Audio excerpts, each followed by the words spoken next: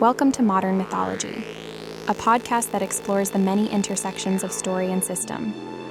In every episode, we will discuss some facet of how RPGs function as modern myths, providing a shared canvas for creativity and the collaborative discovery of new worlds.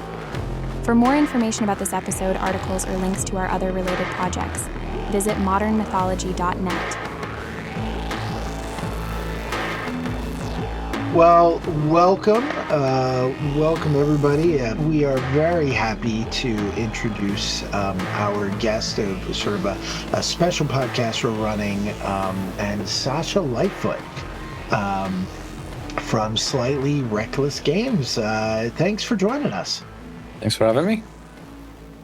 So one of the things we like to do on occasion, and sort of I thought of a good way to sort of jump into this is we just talk a little bit about what we've been playing, and you know what we have on the table right now. Jamie and I play several games a week with each other, and both for the podcast and otherwise. But actually, why don't we sort of introduce ourselves to you in terms of like what we're playing. So Jamie, what have you been playing lately, or what are you working on? Right. I mean, of course, aside from the games that we're playing together, which I guess right now Otherscape is definitely one of those.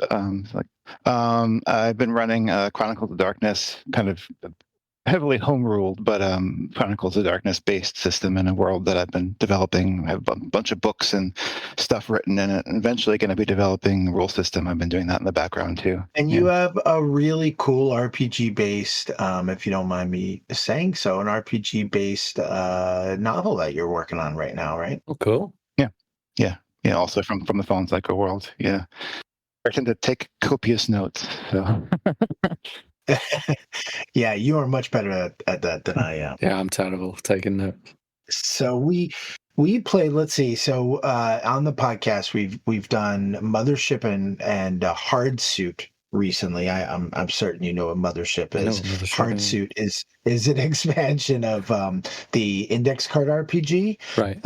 And we played that for a little while. So that was pretty cool. But other than that, I've been working on I actually ran Trinity Continuum. I ran Aberrant, which is Onyx Path's superhero game.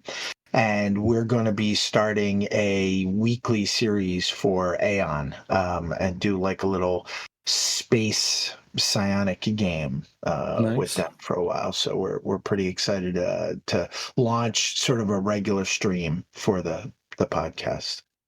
So what have you been playing? What have you been up to? What was the last thing? Interesting. Outside of like internal playtesting of our own stuff, right. I have to be careful here because we've got like a new project coming up.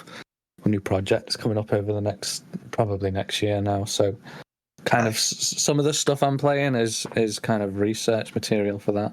So I don't really want to give too much away. But we played D&D last week for the first time in God knows how long. Not kind of our choice, but a friend of ours his mate's getting married, I think, in a month or so, and for their stag do, he's doing like a little 2-day D&D session, which it was good fun. It's been good fun to play. We fought a creature called the Night Stag, and it was all very stag do kind of themed, which was fun. But outside of that, I think we tinkered around with Lancer a month and a half ago. I kind of looked at Avatar, but my experience with like Powered by the Apocalypse systems is kind of limited, but it's something I want to dip my toe into it's one of those things where like I see online the discourse is always like it seems to be split 50-50 between people who hate it and people who love it. From what I've read, I don't know that if it'll click with me, but I kind of want to give it a go anyway, just to put the feelers out there. What else did we play? Man, it all kind of melds into one, especially at the minute. Like, my head's all over the place because I'm flying out to Japan next week. So when you're doing Kickstarter, it's that crazy. As well. Yeah. It's been a bit manic. What did we play before Lancer? There was a lot of Berserker playtesting going on, like just before Christmas and after Christmas. Awesome. Look at my shelf and see what's Alien. We've been like threatening. It was kind of annoying because we started the kind of the starter set from Alien. I think it was last year, and then obviously they're bringing out all the new gear, so we've like bought that, and we were kind of like, should we just wait and play the new one? But yeah, that's what we were playing recently. Actually, Mutant Year Zero. We thought we'd go back to the Free League start and see how they kind of, obviously because Free League quite a big name in the industry, so looking at them to kind of examples of how they kind of built their company is interesting. So we decided to play some Mutant Year Zero and really enjoyed it. The kind of tactility of having the kind of cards and the stuff that they give you for their systems is always nice. Yeah, that high production value. Very cool. It's one of the things I love about Son of Oak too, and Cyber Plus Punk. Yeah. I had that come in. Really love that. They're really pretty. Yeah. It was an interesting a thing to show Dom, who's my business partner. He does all the kind of like layout and design and stuff, and I was like, look at what you can kind of fit into something so small, and it's cool. The first thing they noticed with Rōnin was the design. It grabs your attention, that's for sure. Yeah. It's gorgeous. Yeah. It's absolutely gorgeous. So I've been purging my RPG collection, and a lot of the stuff, if I don't already have PDFs, I try to get new PDFs and such like that. But with this Kickstarter, I won't lie, I had to get all the physical stuff. Like I was like, it's like trying to get all these books. I mean, we're talking about literally thousands of books, Sacha, no exaggeration, and trying to get them out of my house. And I'm just like, but I'm like, there's making room for new books. Right. Yeah. I can't. It's bad for me at the minute as well, because it's like now that we run a fucking TTRPG company, it's like it's not me that's spending the money anymore, it's the business, because it's like research materials and it can claim it all back. So I'm like, right, exactly. I need more shelves. Yeah. And the shelves then tax, right out. Cool. So that's an excellent segue into, we'd like to learn a little bit more about Slightly Reckless Games. What do you guys work on for the audience that don't know you? And are a little bit about what's going on here. Are you is this your full-time gig? Like, what do you guys do? So me and my business partner Dom met at university a long time ago now. I think we graduated in 2013, so it's like 12 years ago. Like, we met each other coming on 15 years ago. We've been best friends since we met, and we also started a video production company together. That is called Half Cut. We're based in Liverpool in the UK. And we kind of, developed a kind of good working relationship through making videos. So the kind of transition to making TTRPGs was easier than probably a lot of companies might have. So the way that kind of we've always worked on videos is we'll both go do the filming, and then I'll do kind of like a rough cut, and then Dom will do the kind of finer edit, and then I'll do the colouring and he'll do the effects, and we kind of pass it back and forth between each other, kind of developing until we get to what we kind of envisioned when we got the brief, or if we were making it for ourselves or whatever. So when we kind of the way SRG came about was we played D&D starting back well over a decade ago now, and we'd played a campaign that was just kind of self-contained for probably like 2 or 3 years, and then I started to get like, I don't know, you guys might be like this as well. You must be if you've got 1,000 RPGs. Where I kind of go, well, what else is out there? What there must be other ways of doing stuff, and especially with some of the sticking points that come with playing D&D. It's essentially a war game, isn't it? But our favourite kind of experiences playing D&D were always the social things, which they didn't have any kind of rules for, or if they were kind of light or suggested. So I kind of went and did some research and ended up landing on Cyberpunk 2020, which warts and all is still one of my favourite game systems. So I started running that, and then kind of other people in the group. We're kind of in a nice situation in our group because there's 4 of us, and no one's afraid to DM at this point. So we can kind of go, right, I'll run this week, you run that week. And I think it was when COVID hit, we were obviously everyone was stuck inside with nothing really to do. So we were kind of playing 3-4 times a week, much like yourselves. But we'd switch between games every time. So I'd be DMing Cyberpunk, and then another lad would be DMing Call of Cthulhu, and then we'd still have like a D&D, and someone else was running Starfinder. And, you know, I know COVID was a bad time, but I had the time of my life. Yeah, we had a similar experience, actually. Yeah, it's a weird double-edged sword, right? Like right, yeah, what it did, and literally work from home now because of COVID, right? So it's like it's so crazy to get those sort of like weird positives at this huge negative, right? Yeah, right. You get enough left, right? yeah. After COVID, you know, everything kind of went back to normal. We were still playing once a week, but I'd found like an RPG that was based on an existing IP. I won't say what because I'm going to badmouth it now, but it was terrible. It was like full of spelling mistakes, and I had to kind of like really homebrew the shit out of it to get it working to even just a playable state, let alone one that was fun.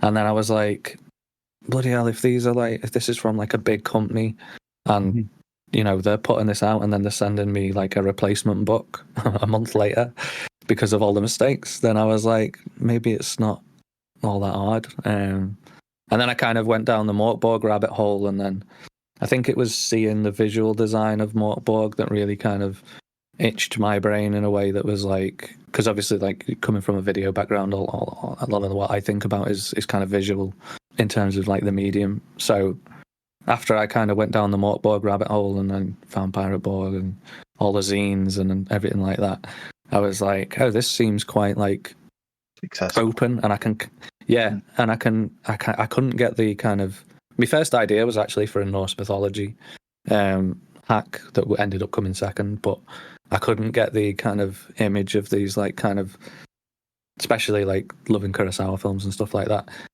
these kind of like vivid samurai images of like this dark fantasy Japan with the you know, the kind of Mörk Borg aesthetic, to the point where I just kind of started writing, and I was kind of like 80% done writing before I'd even told anyone I was kind of working on it or that kind of thing. And then me and Dom were on our way to a job one day, and I was like, just explained, I was like, listen, I've wrote this thing, what do you think, blah blah blah. And then he came around that night, and we put some spreads together of like what it might look like. I think we did the skeleton Rōnin spread and the Rorokubi, and then we just posted it on Reddit for like, you know, what does people think of this? And then everyone was like, this is amazing. So we were like, shit, should we try and do a thing out of it? And yeah, we did Rōnin, and it was a success, and then kind of built from that, really. It's been, you know, it's still going good. Hopefully it'll continue to keep going good. That's pretty good. You had a very successful Kickstarter, and you know that must have felt really good coming out of the gate, right? Like, you know, and you clearly hit on some sort of like zeitgeist, right? Like you clearly, especially with like Blue Eyed Samurai coming out, like probably that was just kind of like not long after the Kickstarter, yeah, and like coming back to the first Kickstarter we didn't do any marketing. Like it was like, looking back, I'm like, how the hell did that get as much funding as it did? It was just blessed by the algorithm, I guess, and kind of touching on the zeitgeist, like you said. But first couple of days could really make a difference with that. That was my experience. Mm-hmm. Yeah. But now, you know, I bow down to Zuckerberg. Right. I'll pay the fee and try and get it out there a bit more. And it was a big time for Mörk Borg too, right? It was probably about this around the time that Pirate Borg was getting really big also, right? So you had, I think it was around 8 months or like coming up on a year after Pirate Borg's Kickstarter. So it was kind of like around when it was releasing, Yeah. Great. That's awesome. Well, I mean, we can't say it enough. It's gorgeous. Thank you. It's It is a very different game from what, as we'll talk about later, but a very different game than what Jamie and I normally play. It's I'll be honest, the Mörk Borg aesthetic is not, especially systematically, is not something that I would generally gravitate towards. The visual aesthetic is, but not as much Yeah. Yes, the visual aesthetic, like the heavy metal vibe is something we're into. And as I read more about it, and it's both of us being game designers, just that idea of like working on vibes, right? And this book just produces that, in spades. Yeah. That's an amazing thing about the design in RPGs. I mean, even when I started playing D&D, like it was like the look of the book influenced so much of kind of like, but it's like a medium where it happens in your head, like with video, it's literally on the screen. Yeah. But like what happens, it's a funny thing, that like it influences how you play to like how it looks on the page, even though there's no direct translation, like with the dice rolls. But like I said before, that's kind of like one of the main reasons that kind of triggered it for me. It was like I didn't know that a TTRPG book could look like that. And don't get me wrong, like I think there is a line that Mörk Borg probably goes a little bit past of like, accessibility and right. Being able to navigate it, but kind of seeing that and going, oh no, it doesn't have to be kind of like laid out like you see most books, they'll have kind of this typeset and this the way it is. But like, even coming back to the new Alien book that Johann's done the layout and design for that, like seeing the new layout and design is like, that's, you can still keep it clean and navigatable and all that, but it can still be of the kind of world that you're trying to communicate to the players or the GM. Right. Awesome. So I was sort of curious, like design wise, did you have any experience with other feudal Japan games before? Like in terms of game design, yeah. So I'd never played Legend of the Five Rings, but I kind of looked at it quite a lot when I was doing my so much coming back to the video stuff, like we have the same kind of work pattern. And I always start with like a research phase of like looking at other stuff, and that can be of any medium, be it film, music, magazines, books, whatever, actual other games as well. So I'd looked at Legend of the Five Rings and kind of how that presented itself, and I'd played the L5R card game back in the day. I vaguely remember how it worked, but I remember the kind of visual identity, and so it was kind of it was fun to see that kind of art style again. And then I looked at kind of like a lot of indie stuff on Drive-Thru RPG, which, what an amazing... I know the internet isn't all good, but that is one of the good things about it. Like being able to just look at so much stuff in that genre and kind of people's interpretations of it and stuff. So we did play a few things during that kind of pre-phase. Once I'd already started, as I said, kind of writing Rōnin up to a point anyway, so it was almost kind of playable by the time I brought it up. Right. I think there's one called Bushido. I feel there's, it's hard to parse it, but did you look at Usagi Yojimbo at all? I can't remember. Honestly, I feel like it's kind of interesting, right? Because I feel like some of the aesthetic, the systematic aesthetic, right? Not just your vibe, right? But it draws in like your dueling mechanic. It's intuitive, and you know what I mean? And it's intuitive because like it's very easy to see it in other games because you're like, well, of course that's how that works. Do you know what I mean? Like, yeah. And I think like obviously with the Mörk Borg system, it's obviously it's quite a simple system anyway, so it's not it's not breaking the mold or anything like that. It's kind of that one of the reasons there is so many hacks and zines is because it's so pliable and easy to build on. And I think I spoke about it before as well with it being our first game, I was kind of apprehensive I didn't want to push things too much. I didn't want to kind of stray too far away from the core system itself. But with Berserker, which came after that, I kind of went, right, I know where the goalposts are. I know the rules now, and now I'm gonna break everything and push it as far as it can go. I definitely have to check out Berserker. It sounds it sounds really cool. All right, so tell us what didn't make it? Like, aside from, I understand, like, you have 2 new books coming out, right? But in the beginning, what was on the cutting room floor that you're like, we can't do it this time, or we wanted to do it, but it didn't make it to the book? A lot of it has ended up in the new expansions. Like, there was a lot of yokai where I was like, because in the new expansions, we've got 100 plus yokai, so Awesome. When we're not short of anything out. But it was kind of like, because it was a core rule book, I didn't want to. Right. You kind of, as you say, cutting room floor wise, you kind of like, it's going to be 120-ish pages. So where there was kind of like weird yokai, or some that kind of like, might be less well known, or some that kind of might not adapt to combat situations very well, where I was like, I kind of want these weird ones in, but I am conscious that and some of the feedback we've had from the first book is that we were kind of light on the amount of creatures in yokai and stuff. So that's with the expansion. I was like, right, here's 100 plus. So there was a good few yokai that didn't make it into the core book. Classes, it's always kind of like a tough line to straddle between, like, you want to have the genre tropes because people want to play those, right? We all want to play like a samurai or a Ronin or a ninja or whatever. So it was important. The sumo was a surprise, yeah, that. But it's still kind of like, if I said you're going to play as a sumo, you probably got a good idea of how they might play and what the stats might look like, and the kind of right. They're going to be a big bruiser, right? So there was a good few classes that were kind of less genre definable, and kind of like maybe a little bit from obscure Japanese history, or there's one in the new book Densetsu that's kind of based on Miyamoto Musashi and the Book of Five Rings, and the abilities are all kind of linked to the Five Rings.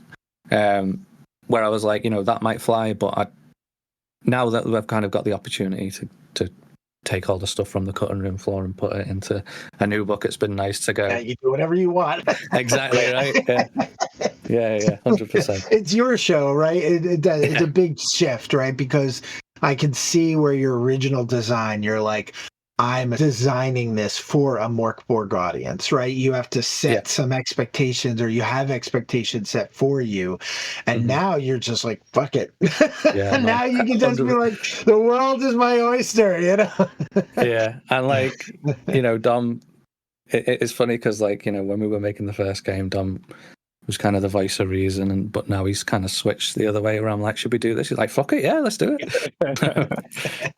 So yeah, we've got like a puppet master class, and we've got one that's trained by like weasels, just like proper out there shit from. That's great. I've spoke about it a little bit before as well, where like Rōnin, the core rule book was kind of inspired by like Kurosawa films and video games like Sekiro and Tenchu and Onimusha and Ninja Scroll and all these kind of like old, the people who knew him didn't need to be told what it was about, but when they saw it, they were like, I know exactly where you're coming from.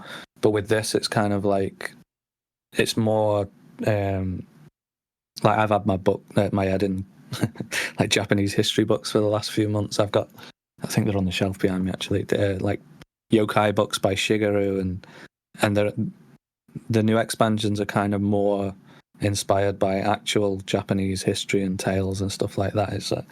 It's less kind of pop culture media. It's like all history based and that kind of thing, which has been a really interesting thing to kind of go into, because obviously, like, I'll watch Kurosawa films and play Sekiro all day for research, you know what I mean? But going back into like actual Japanese history has been really interesting, and it was kind of like funny the way it snowballed. Like, we made Rōnin, and then I think the October after the Kickstarter, I went back to university to start learning Japanese language. So I'm like a year and a half into that now, and being able to like check the kanji and the meanings of certain Japanese words and stuff, is because like it's always wary when you're adapting something that's from a different culture. With Rōnin, I was like, we need to make sure everything's right. And like, you know, we had a sensitivity editor and my Japanese teacher looked over it and stuff. But now I can kind of, I've got a bit more wherewithal to kind of manage it myself and check them. So, oh, we need to change this or we need to do that. But yeah, it's been a really cool journey. Very cool. Sorry if I'm rambling, by the way. No, not at all. If you hear any of our conversation episodes when it's just the two of us, that's, you know, that's our forte. Right. Yeah. Along those lines, actually, I was kind of interested in hearing more about the system that comes from. So the idea that your character can die, you know, and then you're able to have a, you know, counter and then possibly return to the world. Mm-hmm. In one of the reviews, I heard a new thing that there's going to be kind of more systems for that. I was kind of curious if what you can reveal about that. Yeah. So the system itself was kind of born from the first time I ran Mörk Borg. I ran it for 2 players, and I think there was 5 deaths. And this was just like the intro scenario in the back of the book. I was like, wow, this is, you know, I'm all for rules light and kind of like, you know, systems that can be run like 1 or 2 sessions, but this is a little bit too, you know, it might have just been my GMing, my not showing no mercy GMing, but I was like, when we were making Rōnin, I was like, I'd like to alleviate some of this lethality a bit, but I wanted to do it in a way that wasn't just like, let's pump the HP up, or, you know, kind of make our armor better, just a way that was kind of race dead. Yeah, like you said before, where it was like, I'm all for systems that kind of push the narrative and the theme, and you know, Sekiro, the Resurrection's kind of lifted almost straight from Sekiro. You know, that's a video game that's so hard and so lethal, but it does give you another chance. And I was like, yeah, so what if there was another chance kind of system? And then obviously it was kind of going to Yomi and fighting a kind of mini boss. But one of the interesting things about that kind of rule set was it can take any kind of situation you're in and become a boss fight like out of nowhere. Like, you know, the HP and the armor are still kind of Mörk Borg-esque, so it's still quite a lethal system. So, you know, if you're adventuring or you fall or someone stabs you in a bar, and then you're in a boss fight, and it's like that kind of happened out of nowhere. And then the way the system's built is, you know, if someone else dies up there, they can come down and join you and join the boss fight, and then you both get to come back together. And it creates these kind of like unique, kind of memorable situations out of nowhere. But coming to the kind of new stuff, when I was running Rōnin, when I've run it for like the public or kind of online games for whatever, I'd always kind of not always incorporated a mini boss. You know, often that would be the case, but I would always try to tailor it around the character that gets there first. And there was one session I ran there was a cafe in town that did like a Mörk Borg night. So people were running like, it was cool actually, someone was running Berserker on a different table, but people were running like Pirate Borg and Mörk Borg, and someone was playing a gambler, and I'd always had this kind of vision of a Yomi encounter that wasn't combat based. It was kind of like, so it was this scenario where it was like you made me think of what's the Swedish film where they play chess with death? Oh, right.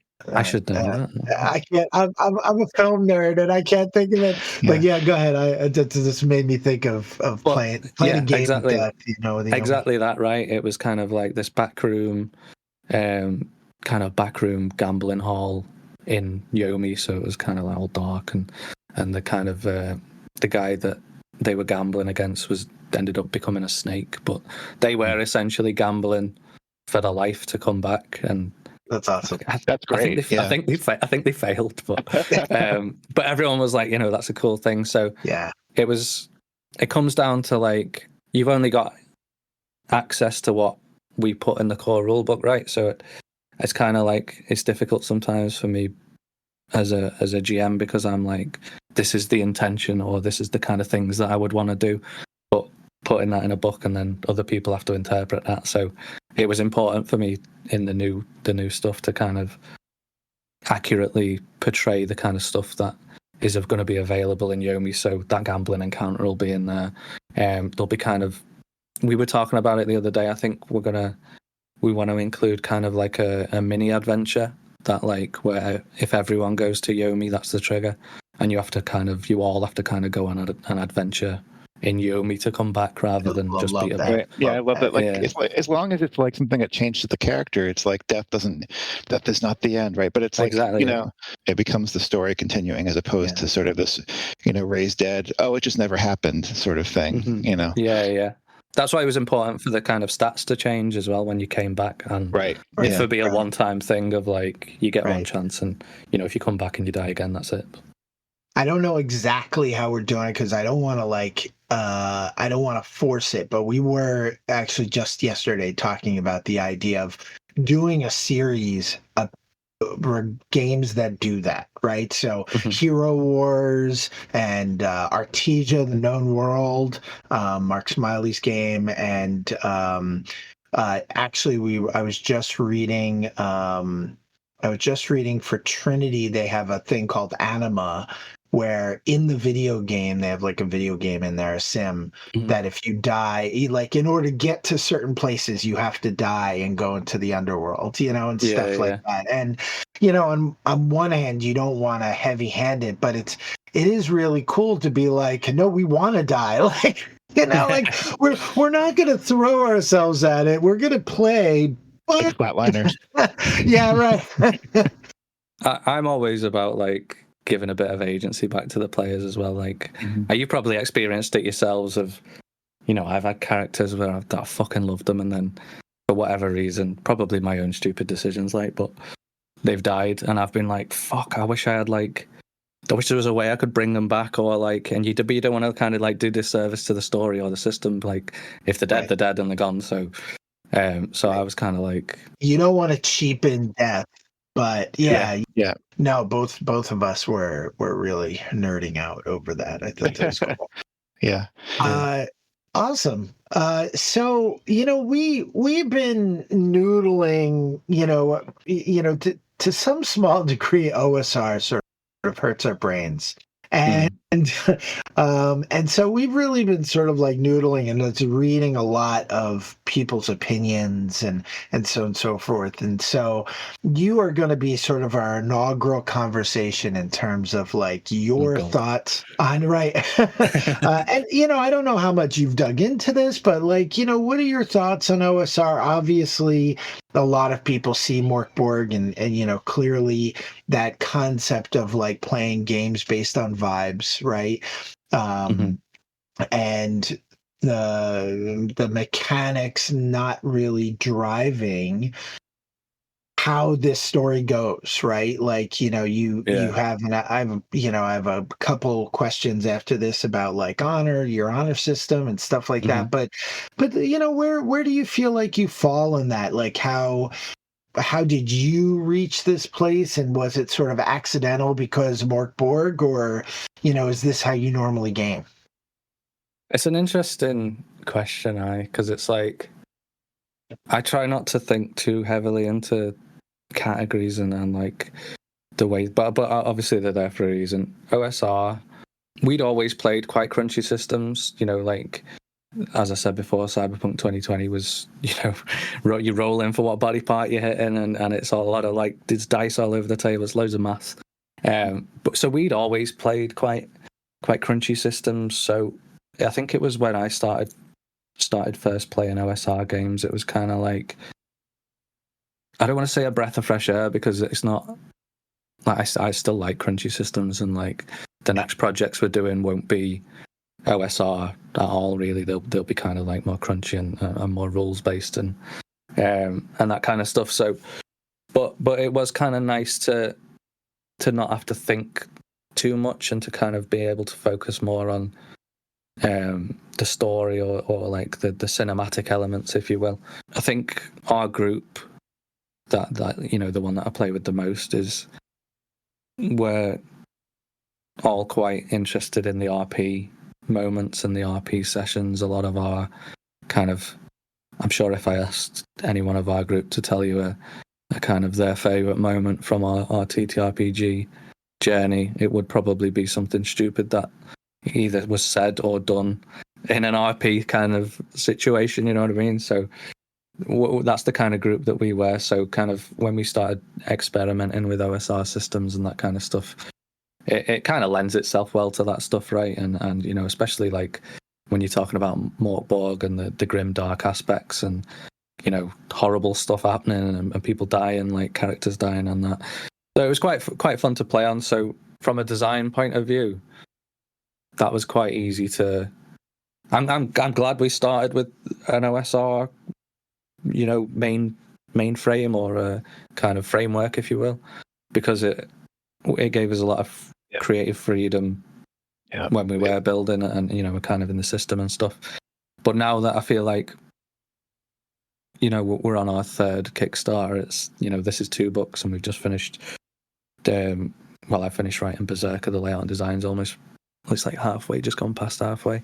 I kind of feel like I know what that is and I know how to do that now. So the next challenge is like, well, let's you know, make our own engine, our own system, and kind of take possibly the things that we liked from OSR and the things that we don't like from OSR, and kind of keep the things we do like, and then build on that with like the new system. Be that it will likely be a lot crunchier, and, you know, we'll move into an A4 book format, and it's going to be like twice the page count and double the work and all the pressure and that kind of stuff. So, but that's our kind of journey. Yeah.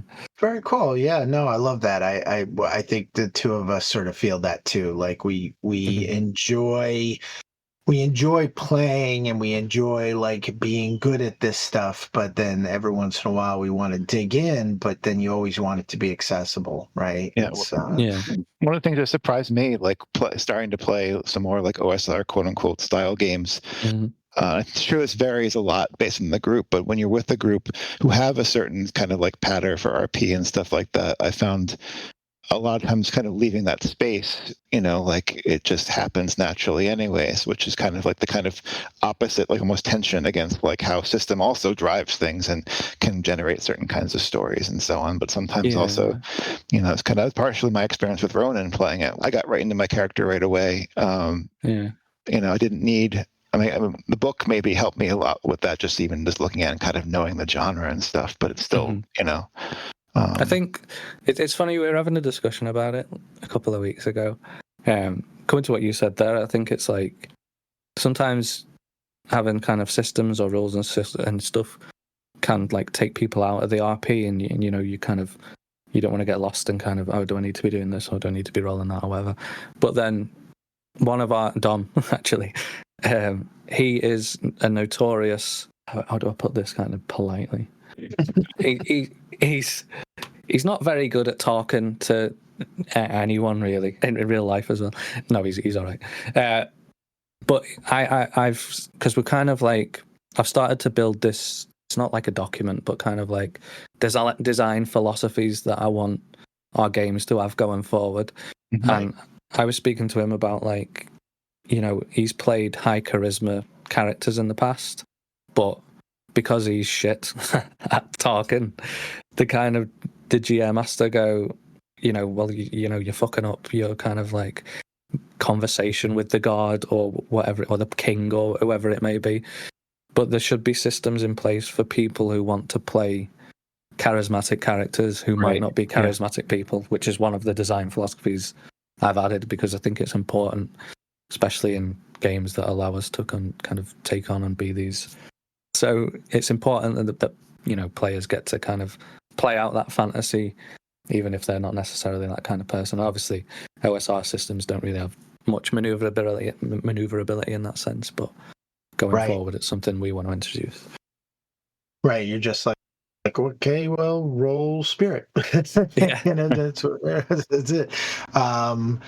We, you know, especially a Japanese aesthetic. You know, I'm a huge Burning Wheel fan. So there's a game called The Blossoms Are Falling, and like the big difference there compared to something like this has been how intricate the language is. And of course, you know from learning it in terms of familiarity and, you know, context, you know, and then layer that onto the the idea that somebody could take slight to basically just how you address them, right? And interesting, like you have honor. What was your initial idea of like how you saw honor interacting with the game? Like, it's a clear departure, right, from something like Mörk Borg. What was your intent there, and were you happy with the outcome, particularly if you've heard games that weren't yours, right? Yeah, I get it. So I think it started with. So I always had the idea of the cover. Like that was one of the first things I had with the guy committing seppuku on the front, and like it was just because a few people said you can't do that on a book cover, and I was like, well, I'm gonna. Yeah.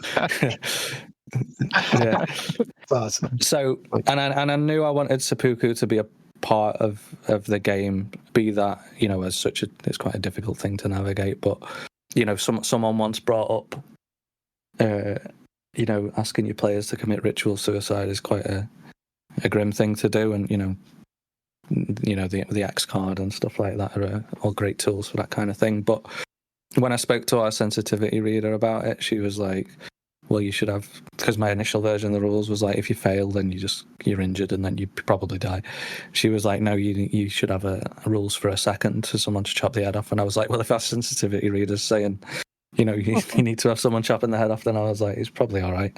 But the whole kind of, having a mechanic for seppuku begs the question of like, well, what would bring a player to commit such an act? The act itself was used to regain lost honor, and I'm sure you probably know about the 47 Rōnin and Right. Yeah. So the kind of system kind of grew from that, and like old samurai stuff, and especially like Bushido, as kind of like these are the tenets that you had to follow, and I spoke about it in an interview last week actually about like it's created some really unique situations of, because I mean obviously coming from originally D&D, like obviously it's got an alignment system, but like I never came into it for me. Everyone just kind of chaotic neutral or chaotic evil, or they just kind of, it goes out the window once you've made your character. So I wanted kind of an alignment system that still allowed you to kind of make choices outside of what were expected of you, but you would know the consequences for those actions, and the kind of legacy system of having that impact your next character was kind of like touching on kind of like Japanese ideology and like Buddhism almost as well. But yeah, the system itself was just kind of a way for us to get the kind of honor systems that they were using back then and kind of gamify it a little bit. But again, like I say, I didn't want it to be too handcuffing. I didn't want it to be a situation where players were like, well, I'm a so the story I was going to say then was when I was running a game last year, someone was playing a samurai and they were beholden to the tenets of Bushido, which above all else is serve your lord before anyone else. And with the setting, the eclipse has obviously kind of ravaged the island, and natural resources are it's just kind of becoming a mirror of real life actually. But she was asked to go into town and collect taxes for the Lord, and the villagers had nothing to give really, so she disobeyed her Lord and then ended up dueling the Lord, and she beat the Lord, but she lost a fuck ton of honor for it. But it's kind of created these nice situations that kind of have a little bit more gravitas than maybe we've all played games where someone dies and then it's like, right, time to loot. But if you're playing someone who's kind of got tenets that would look badly on that, it's like it's created nice situations where players have gone, oh, I'll loot the body, and I'll go, are you sure? And then I go, shit, no, I can't, can I? But I want to. Right. And it's like they start weighing up the kind of moral quandary. The rules can serve as their conscience. Yeah. I think for our brief play, I think that was one of the things that I was disappointed, and why I want to explore more Rōnin, honestly, is because I want to see those situations where the interests of the player, clashes with the interest of the character, right? And where you have to make those difficult. It's feedback we've had a lot since the first game out of like, I wasn't sure if people were going to like the honor system, but people have kind of requested that we build on it and make it more of I was like going to ask that, more right? of more of an integral part of the game. Yeah. So you have points. You have to do something with points. Exactly. Yeah. So you're going to be able to spend them. You're going to be able to use them on stuff. Yes, we're gonna add. It's not going to be. I don't want it to become like a full-on meta currency where it's like, oh, I'm going to do all these nice things to build up this thing, and then I'm going to spend me points on that. Right. You know? Because that starts taking away the point of it in a way too. Exactly. Yeah. There's a kind of balance, but yeah, we're definitely going to build upon it and have more ways that like you'll feel the kind of weight of those decisions a little bit more, hopefully, because it'll be like, oh fuck, I've just lost 4 honor, and I could have used that for X, Y, or Z. Mm-hmm. Well, that brings us to let's talk about the new books. So there's a Kickstarter. It closes in a week, exactly a week. It is, yeah, just a week left. It just crossed £100,000 today, actually. So new stretch goals and you know, there's more shit on there, I think. Yeah, I haven't updated it. Dom did. So one more week to go. I'm very excited. What can you tell? So you've spilled a bunch of great stuff. We can expect to see more on the resurrection rules, which I think is really exciting, and more. I've certainly heard the same thing. Right? Is the idea that, oh well, you have points, right? You want to spend honor points. You want to do something with them. I think. You know, in terms of like OSR particularly, right, you can absolutely see how just the idea of are you honorable or not honorable, and how does that affect, right, your social standing with other people. But something a little crunchier, I don't know, I like. So I get where you're going, and lots more yokai. There are 2 books. What's the difference between the 2 books? Yeah, so it started out as one book that kind of grew and grew, and then I said to Dom, I was like, this is going to have to be 2 books, I think, otherwise it's going to be massive. But I think you'll appreciate this, Jamie. Like, I liked, when writing Rōnin, the thing I liked the most was the kind of world building and the kind of like the creative stories. You know, I mean, I loved making the game, obviously, but I really enjoyed kind of creating this world and figuring out the locations. And then I said to Dom, I was like, it would be cool if we could format the book. This was before it became 2 books. If we could format the book in a way where it was just basically an excuse for me to write like Japanese short stories and stuff like that, and haiku, and kind of explore my creative, get my creative juices going. But I was like, if we format it in a way where we've got these kind of like short tales inspired by, you know, actual Japanese mythology. Every tale in the book is kind of points at an old Japanese tale or references something like that. And then what if we build the game elements into those tales? So it's kind of like you can use the book if you want as just like, okay, here's a class, here's a weapon, here's a location or a cultural event or whatever.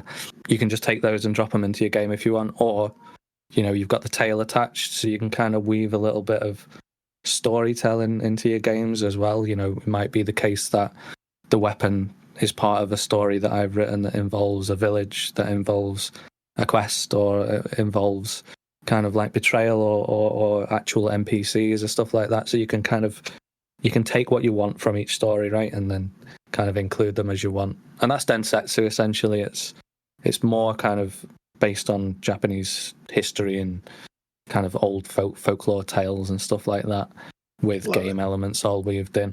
Which, and you know, it's been really fun to kind of write as well. I'm really enjoying. Like we said before, it's just like the wheels are off. I don't have to worry about like, you know, core rules and are we communicating this. I'm like, no, this guy's got wings and whatever. So that's Densetsu in a nutshell. Densetsu means legend, which is kind of like touches on the legendary folk tales and stuff. And then the Book of Yo is kind of like all the darker side of Kage no Shima. So it's got 100 plus yokai. It's kind of inspired by old school monster manuals. But it's not just kind of like a monster manual. It's going to have like stuff for rituals and stuff for like forbidden texts and the alternate Yomi encounters that we talked about before. So I kind of the way it kind of grew is like it got to the point where I was like, well, you can kind of tailor your Rōnin experience with these two books. Like, you know, if you want kind of more a grounded, you know, there's still mythological elements, but it's kind of like your old school samurai feel, then you can just use Densetsu. If you want more of kind of like a Japanese horror inspired kind of campaign or session, then you can use the Book of Yo. And if you want the full whammy, then just get both and mix them all. Yeah, it's also great with like a certain, if you can get a certain like suspension of disbelief, or if you start out with something grounded, and you get in your character's mindset of like sort of, you know, there are ghosts out there, but like you don't see them every day kind of thing, and then like something's right in front of you, you get that, that effect, you know. It's been nice to have these kind of yokai that, as I said before, aren't necessarily combat focused, so you can kind of introduce yokai as a concept, not just in like, oh, these are the things that we fight. Yeah, it can be the things that we interact with. It can be the things that like maybe help us. It can be an NPC that you talk to. It can be you know, any of these mystical. Like there's one. I mean, there's a bunch of weird ones. There's one that just shows its arsehole to you. That's in there. You know, which I spoke about before, and people have gone, yeah, my players had loved that. He'd become the big bad. I'm like, yeah, I get it. So yeah, but it's been nice to explore kind of Japanese history and folklore as a kind of cultural touch point, and like introduce things and stories that maybe people haven't kind of really heard before. Not whereas like the core rule book was more like I said before, your samurais, your ninjas, your oni. That's your core. Yeah. I, for one, and I think we both are very excited to see what you guys do. What do you feel like? And I promise, you know, that no one's gonna, you know, no one's writing this down. Like, what's your time frame? Like, what's your turnover? Do you see for Kickstarters and such? In terms of the book writing, I'm quite a way into it. I'm hoping. So I'm flying out to Japan next week to develop a new project, working with an IP based in Japan. It looks like it's going to be 2 IPs, which is good and exciting and stuff like that. But I'll be kind of finishing the writing of these 2 books while I'm there, which, you know, what a better place to do it, right? My goodness, that's so great. Right in a temple or that kind of stuff. Yeah. And, you know, Ghost, I don't know if you guys have played Ghost of Tsushima, but the sequel's out this year, and I'm going to go and climb Mount Yotei in Hokkaido. Oh, wow. Yeah. But in terms of time frame, I think the playtest materials for pretty much everything will be out by the end of the year, and then delivery should be March next year, I think. Nice. Great. Nice. We're pretty, like, when we first made Rōnin, it was our first project, so we kind of used other Kickstarters as a gauge of how long everything took. And then it was only like when those Kickstarters started going, oh, we're delaying it a couple of months, I was like, oh, so I didn't really have an idea of timeline. But after the first one, I was like, right, I know how long it takes to do this. I know how long it takes to print. I know how long it takes to ship stuff. So with Berserker, that one's just ticked along finally, and we're always on schedule, which is a nice place to be. Right. I'm hoping it'll be the same for Densetsu, where we're not putting apology.jpegs up and that kind of thing. Sure. I mean, you know, stuff happens, right? And I mean, the world at the minute is... Yeah, it's hard to plan in advance. Yeah. It really is. Yeah. But I was just curious as to, you know, what your, you know, how you see your process with that. That's cool. Yeah. James, do you have anything else that you wanted to? No, I mean, I had a couple things, but we actually wound up covering them just in the flow of conversation. So, Ditto. Do you have anything you want to add or anything you want to ask of us? We did actually play a game. We played John Ossaway, I think that is his last name. He did one called that's what I want to talk to you about. He did a third-party one called the 13 Demons of Akuma Saizo. Yeah. And how was it? I mean, we got through about half of the scenario. I think it went really, really well. Again, definitely scratched the itch, or no, it made more itches. Yeah. That's how it works. Yeah. And what has been your experience, and how have you felt about third party stuff? I love that you guys are so supportive of it. I absolutely guarantee you I'm going to be writing some stuff for Ronin. How do you feel about that whole process? Are you like this is my baby, or are you like, Absolutely this not. is for everybody? It's it stopped being my baby when we released it, I think. But Right. For me, that's like, I've spoke about it before. It's the best thing about doing this for me. Like, obviously, because I saw Mörk Borg, and then here I am now. So to see other people kind of doing the same thing with our game, be it like third party stuff or like even just suggestions in the Discord. Like I always say to Dom in our group, like it's hard for me to believe that people are out there playing the game. I believe it's some kind of like psyop where like people like message and I'm like, no, there's just bots. People are making it up, whatever. I'm talking to you and I'm like, no, they didn't really play it. But seeing people like make stuff, you're gonna hear it. Yeah, right. Yeah. We'll tack it onto the episode. Actual proof. Like I say, I don't believe it. But no, seeing actual like third party stuff and people kind of like I say, posted in the Discord of like, oh, it would be cool if we had this, or like, why don't we make this? And I'm hoping it's something that I want to kind of encourage. And like I said, I'm always fucking busy, but I'd like to do like a game jam, and like, I was speaking to Dom about it the other day. It would be good if we could have some kind of like resources and set up kind of something where it's like just makes it even easier for people to kind of create stuff for the game, because it's good for us as well, obviously, but for me, like, the more stuff out there and the more people are playing it is good for me. But yeah, like I say, people, when I see stuff that people have made, like there's the 13 Demons, he's actually from the UK. Is he called John, the guy who made it? Yeah, he's from the UK, and he kind of messaged me and was like, what do you think? And I had like a couple of small changes, but yeah, I was like, you've hit the vibe, great, and you really seem to understand it as boss, so hopefully we can work with him again. Great. That's awesome. Well, thank you so much, Sacha, for talking to us. Thanks for joining the conversation. Thanks for having me.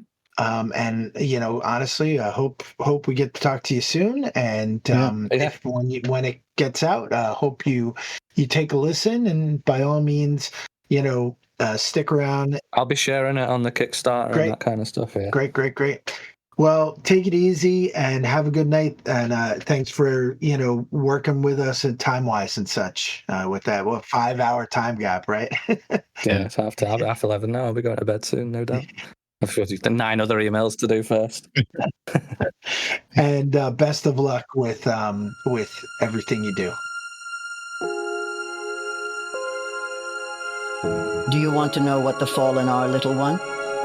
In a sense, they are angels, but not the angels your mom imagines she prays to. Brass trumpets picnicking in the clouds. In their true essence, they are great swirling engines of wing and blood, fiery eyes that peer around the corners between worlds. Dark, radiant things conjured from fresh battlefields. A Frankenstein's Valkyrie, forever crashing to Midgard. What grief demands their hate, what vast cannibal hunger. Welcome to the Fallen Cycle. This is a universe full of secrets, waiting for those brave or foolhardy enough to seek them out. Discover more about the myth-punk Fallen Cycle universe at fallencycle.com.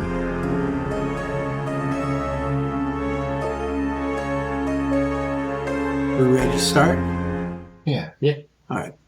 99% of what you will roll will be a D20 plus a modifier. You're trying to get a DR. Okay? Like a skill check, basically. Yep, just a skill check. A 20 is a crit. A fumble is a natural 1. So this world that you're in, driven into perpetual twilight due to an eternal eclipse. It has gone on for decades now. I think about 50 years.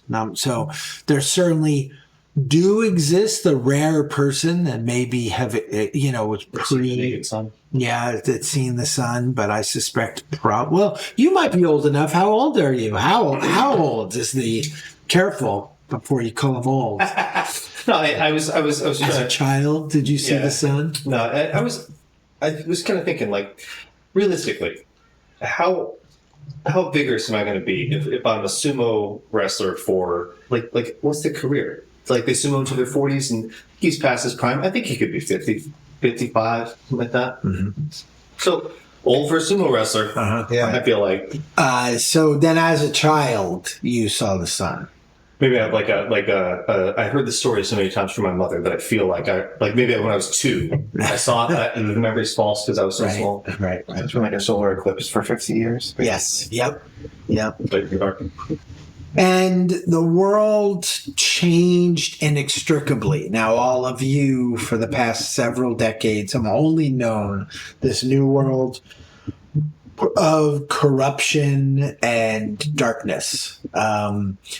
There is a shogunate, and the shogunate is wholly corrupt and in the grasp of some eternal evil.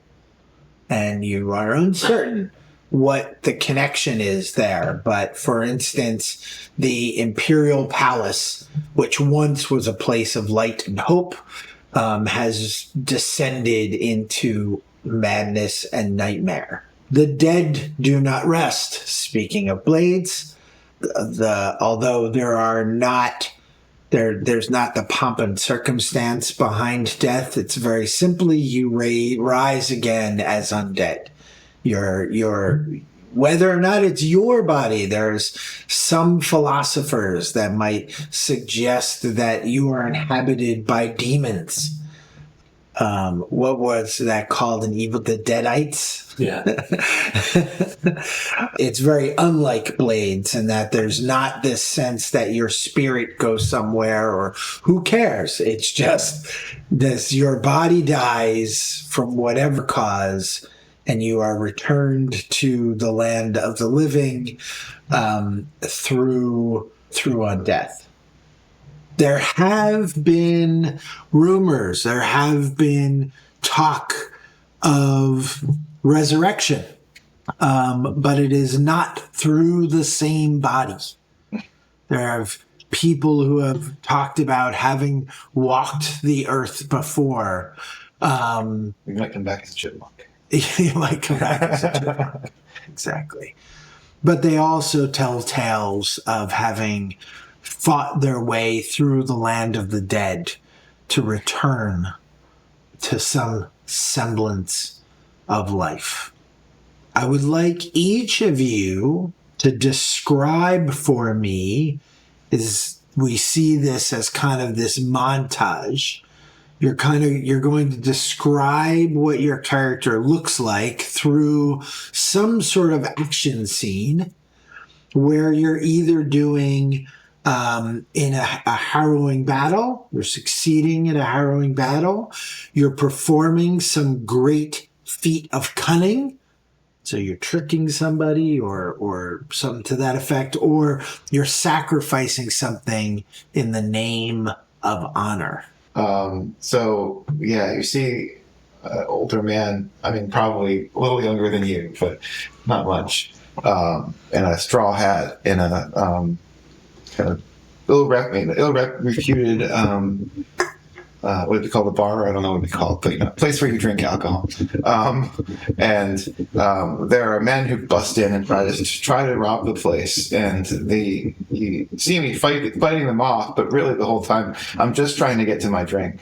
And these people interfering with my day, so although I wind up saving the day, it seems almost like it's more just, for the sake of my sake that I don't want to spill. Are you very casual with your weapon? Yeah. You are? Yeah. So there's no... basically has he has several swords and a wagon and otherwise a pair of clothes, and that's basically... I love it. So they're just tools, right? Yeah. They're not anything special. Rōnin in this world, so ostensibly all samurai that did not follow the shogun were all made masterless one way or another. Most often because if your master was any of any report, they were likely hunted down and killed.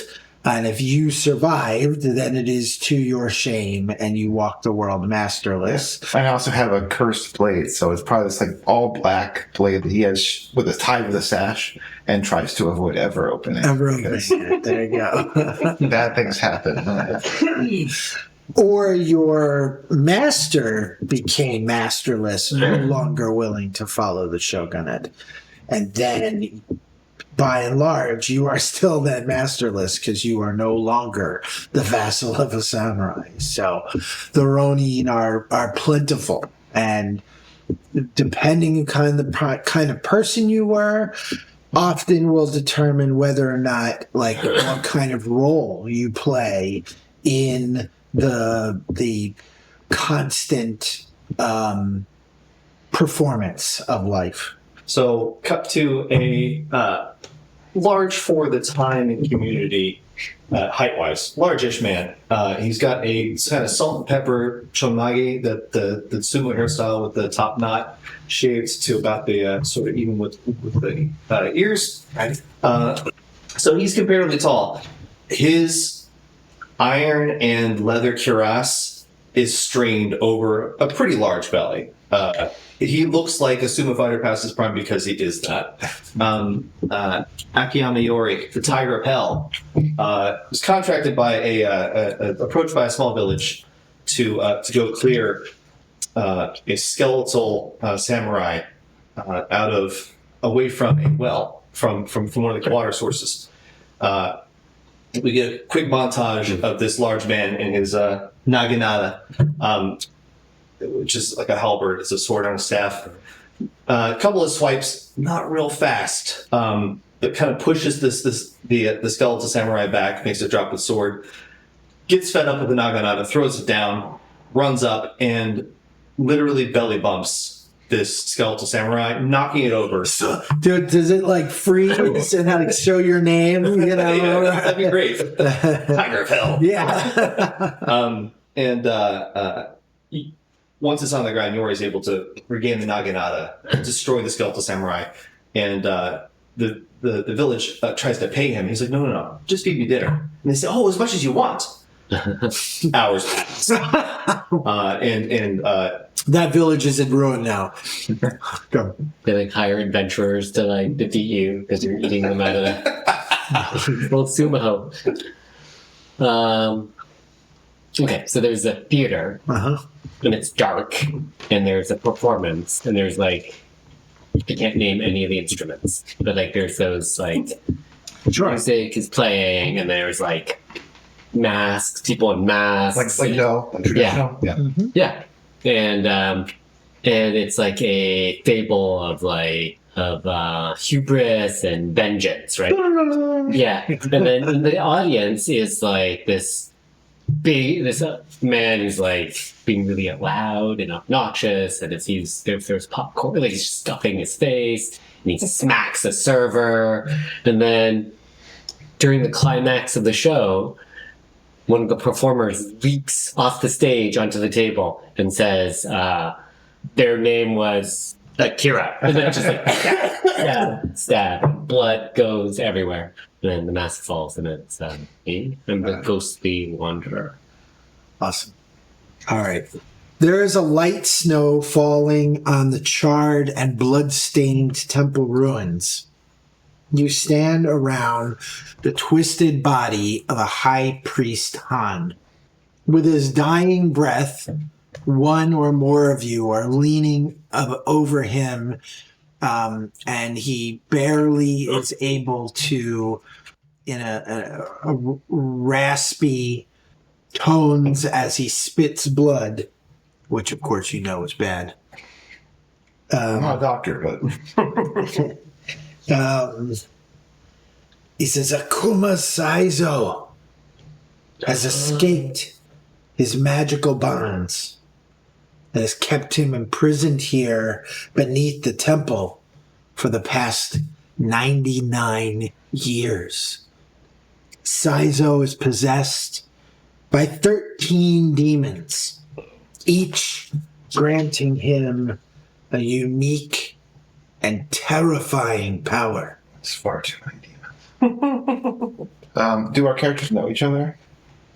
Yes, you have all been traveling together. Can you tell me your character's name again? Aiko Katana. So should I call you Aiko? If we're familiar. It's Katana would Katana. be the... Yeah. Okay, all right. the Matsumuni Asamu, the ghostly wanderer. And I am Akiyama Yori, Tiger of Hell. I have a nickname, but it's basically an insult to my character now because it was like what he was called when he was a samurai. samurai. As if that was not enough, Saizo was freed by 9 acolytes, cultists, that he influenced in some sort of dream state. His followers and he traveled north to Heaven's Peak Castle, where he plans to raise a fell army and sweep south, subjugating all in his path. Han has asked a mighty favor of you. Follow Saizo north, slay him and his followers, thus sparing the land of one or more terrible fate. We only got into this temple an hour later. It's like, he died. Damn. Who knows what happened here? But so it is our fate to die in the north. Why did you tell Han that you would accept such a mission? I think that it is, as a sumo wrestler and now wandering fighter, I think that I think tradition demands that if I'm going to do good acts, of course I have to accept this. I was seeking shelter and sustenance at this temple. It would have been offered. Instead, we come upon this horrible scene, and we have been offered a task that an honorable man would have to accept. You have learned of a demon by the name of Nopera Bo no Kao, the Faceless One, and that is said to know the secret words that will open a portal to something called the Vaults of Zin, where lies a path to untold riches and power. That demon is one of the demons inhabiting Saizo. Why is it that you are on this quest? So my grandfather's grandfather once confronted this demon, seeking riches, seeking the portal, and was never seen again, and is presumably still dead in the Vault of Zin. But I seek to follow in his footsteps, boldly challenge this demon, and Awesome. We follow my grandfather's footsteps. Why is the Rōnin here? I mean, like I said, I think it's obligations. It's a matter of dignity, but he would have preferred to arrive an hour later. Since he arrived when he did, and he was tasked with this thing, there's no choice but to do it. You're compelled for your Sake of dignity, yeah. Are we able to pray at the shrine before we depart? Did you make your friends aware of the Faceless One? These guys? Yeah. Yeah, sure. So you are all aware that the path to High Peak Castle, Heaven's Peak Castle, is relatively straightforward. You are actually north of what is called the Frozen Lands. So you are in an area that is not only in a eternal eclipse, but is also in perpetual winter. It's very rare that it is not snowing on some level. You suspect whatever is thematically appropriate at the time. The weather up here seems to, based on current superstition, feed on the psyche of those that are witnessing it. Feed on whatever mortal drama is playing out at any particular time, such as the slow trickling drift of snow on this very somber sight as Han perishes. You all have heard there, you know that a couple days north of this, there is it's one day, there is a village, and the village is ostensibly the bridge between two bodies of water. It's the village on the way to where we're going to get. Just further north. Now, beyond that, you have a couple choices. You told us that this demon is a weight of riches, wealth and riches. Is that right? This demon, it's the vault of sin. And everyone has heard of the vault of sin. Fame, infamy, glory awaits any who finds those who find the vault of sin. And what is better than fame and infamy and glory? Race. I don't think I have much use for wealth because typically it leads to ruin. But it could buy a great deal of price. Or carry so much in your back. My friend, we will all be dead one day, and probably soon. And when they tell tales of us, they will not say, "Oh, let me tell you the story of Kitano the well-fed." Instead, they will talk about the ghostly wanderer who cracked the vault of Zen. Say, only the wind will ever speak of Kitano. And what is your name again? My name is Akiyama Yori. Yori? Yori. Y-O-R-I? Okay. Tiger of Hell. Tiger of Hell. All right. That one. He's the melancholy one. The one who lost the leg. Everybody make a spirit roll at a DR of 12 for me. Uh-oh. What's the mod on a 13? Nothing? Or plus one? It's like a plus one. It should be fine. I got a 19. Okay, 9. Okay. You have heard of an artifact that may be able to assist you in discovering or in any hope of capturing or otherwise bringing a demon to heel. Obviously, there are various seals, there are various rituals, there are, you've heard of witch hunters' methods for capturing and defeating demons, particularly ghostly weaponry that will cut them down and send them into the Omi. However, there is fabled through a nearby forest a shrine, long forgotten to the ages, that could hold some means to capture the Faceless One. It's up to you all whether or not you want to take the additional time required, knowing that that Saizo is only a short ways ahead of you, and you're not certain how long it's going to take for him to accomplish his fell ritual.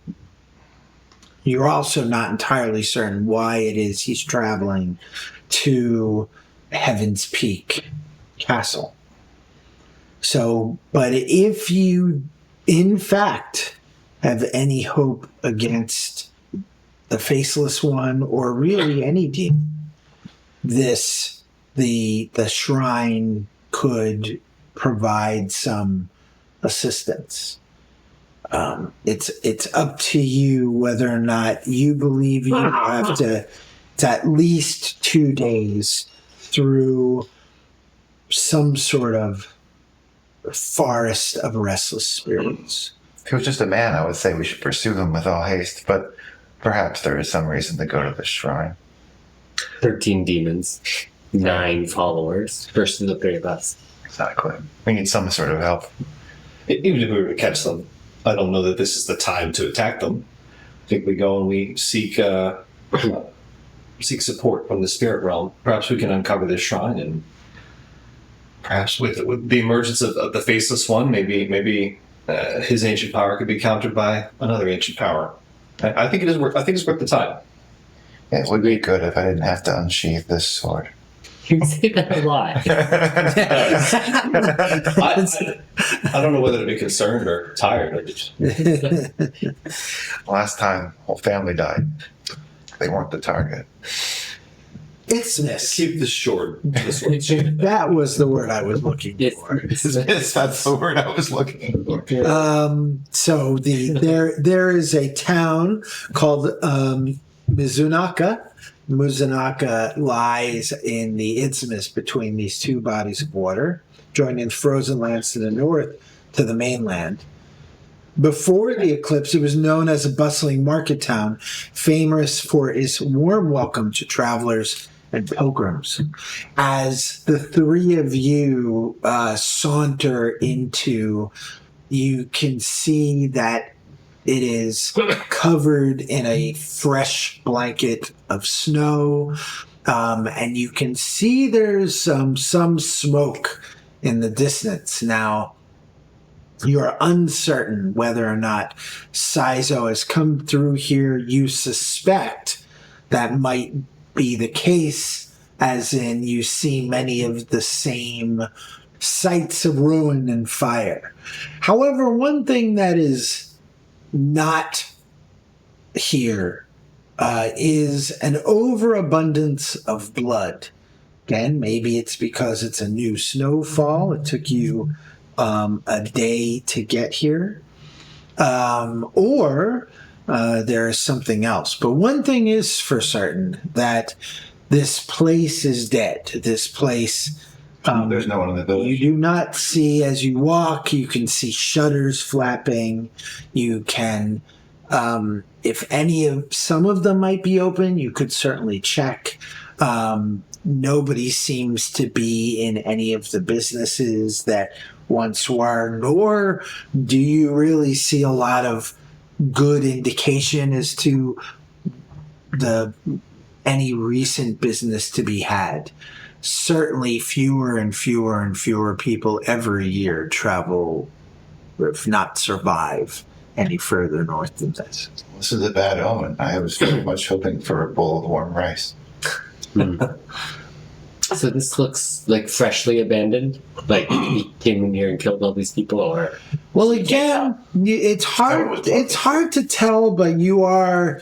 there's like this weird cross between hope and despair, knowing that somewhere within the village you can see fresh smoke. I was going to say, can we discern if the smoke is from a chimney or from just a burning building? You suspect it's probably from a burning building. Should we go check follow it the out? smoke? If it's still on fire, perhaps someone's close. As you sort of, wade further into the village, you actually see a woman dart out across one of the main thoroughfares. She's bedraggled, her hair is kind of a mess, and you could see that she has fresh blood, forming on the corners of her lips. And she She runs out and stops and looks around and sees all of you. And she says, please, they're after me. Who? Not sooner than you ask that question, you see two ruffians. They're ultimately individuals who, quite honestly, are as worse for wear as she is in terms of just a hard life, right? They often are wearing bandages of various sorts. One of them isn't even wearing shoes. He just has his feet wrapped in clothing. One of them is missing teeth. They have shoddy, rusted metal for swords that they're brandishing at this woman. One has a wicked tanto that he's pulled upon her. The other, what probably once was a samurai's wakizashi that he now sort of like waves about clumsily. Well, that's dishonorable. They see her and are just about to sort of like grab her and strike her when they turn and see the three of you. I need to know nothing else. Yeah. I will swing my naginata forward and hold it upright. Yeah. Kind of pound it on the ground and say, "Stop what you're doing, or you'll have a tiger of hell to deal with." I'm not going to walk that far. Or I'm just standing there. Right. They got to come to me. It's too much cardio. They got to come to me. Too much cardio, right? Please, whatever you do, don't run. I'm suspicious about this woman too, but All right. that would be. I'm not suspicious. Possibly. I'm not suspicious, but What is your intent here? What are you trying to accomplish? Scare them off? Well, what's your ultimate goal here? yeah, either they need to. Oh, the place I think this is going is I'm going to invite them to attack me because I need to. It's 2 against 1. It's dishonorable for the two of them to gang up on this woman. We don't have to be sexist about it. It's 2 against 1, and they have weapons. Sure. And at the very least, we can all stop and talk. But I think what I'm doing is I'm inviting them to fight. Awesome. Make a spirit roll. Okay, spirit roll. 2. Wow. All right. Well, one of them, the one with the wakizashi, right, is the toothless one. He stops, looks at the three of you, does some quick math in his head, and turns around and bolts. Good. The one with the knife grabs her by the hair, sort of drives her to her knees, and puts the tanto to her head and says, "It's awfully fancy equipment you all have there. Come on, take it off." And definitely is little care for her well-being as he very shallowly stabs her clumsily. So, do you like having arms? Come on, do it as I say. Don't make him unsheath the sword. No, I'm going to unsheath one of my other katana. This guy he's not worth unsheathing that sword. Right. It's not. He hasn't earned your blade. No. He hasn't earned the danger of your blade. Like, everybody thinks it's because it's a fancy blade and I won't draw it unless it's drawn. No, you just, the bad things literally happen, So, roll initiative? Or? Yes, we awesome. We roll initiative. So one of you chooses. In fact, I think because you are kind of initiating this, you're going to roll. Roll a d6 on 1 to 3. The enemy goes first. Oh. Is there modifiers? No. We go first. You guys go first. So go ahead. All right. So yeah, I'm going to try to use. I'm assuming katana is swiftness. Otherwise, I haven't built this properly. So striking is vigor. Really? Yes. DR 12. 14. Still hit him. There you go. So that is going to. I think did your katana have damage on there? It's 110. D10. So roll a D10. He has what? 5. He has no armor, and you cut through him. Yeah, I'm aiming at the arm, if that makes any difference. Yeah, you slash a gash through the front of him. He kind of goes reeling back. And as he's like just waving the katana in front of him, and pushes the woman to the side. What do you want to do? I guess like all the camera and the action, it's focused on him. Mm-hmm. And I just, when the camera turns to me, I'm like standing behind, I want to be like behind the guy. Sure. And then I'll just like gracefully come up and be like, here's a taste of your own medicine. Awesome. Do you have a knife out? Oh, I only have a knife. Sounds good. You just pull it Yeah, just cut his head off. Yeah. All right, sounds good. So it's vigor. Vigor, So my yeah. vigor is 15. So plus 2. Oh my There gosh. you go. I get 8. He backs into you, and you're, you just kind of threaten him, more, and he like, he's kind of like ping ponging off of you guys, but he very quickly scampers. Yeah, I set him up for you. I will not stride forward. I will walk forward towards him, and I'll run, and I guess I will attack kind of at the extreme length with my naginata, which is I'm gonna roll. What am I gonna roll? I'm gonna roll